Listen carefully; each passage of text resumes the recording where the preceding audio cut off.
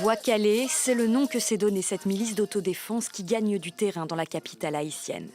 Depuis un peu plus d'un mois, ses membres sillonnent les rues de Port-au-Prince équipés de machettes et d'autres armes artisanales.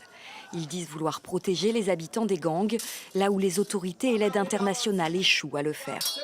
Ce n'est pas le Canada, les États-Unis ou d'autres qui nous sortiront de cette situation. C'est une machette qu'il fera. Dans certains quartiers, les habitants organisent des barrages de fortune pour empêcher les gangs de prendre de nouveaux territoires. La police, elle, est littéralement dépassée. Selon un rapport des Nations Unies, au moins 1634 personnes ont été tuées, blessées ou kidnappées entre le 1er janvier et 31 mars dans la capitale, soit une augmentation de 28% par rapport au trimestre précédent, un niveau de violence extrême, selon l'envoyé spécial de l'ONU pour Haïti.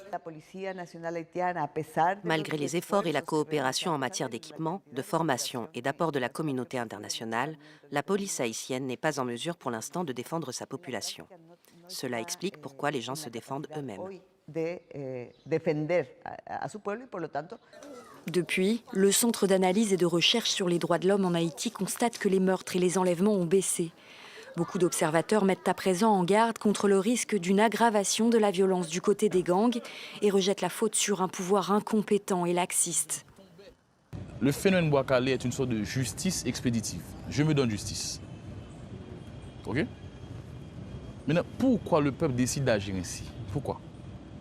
C'est parce qu'après plusieurs constats, le peuple estime que le ministre de la Justice, le Premier ministre Ariel Henry ne foutent rien à la tête du pouvoir.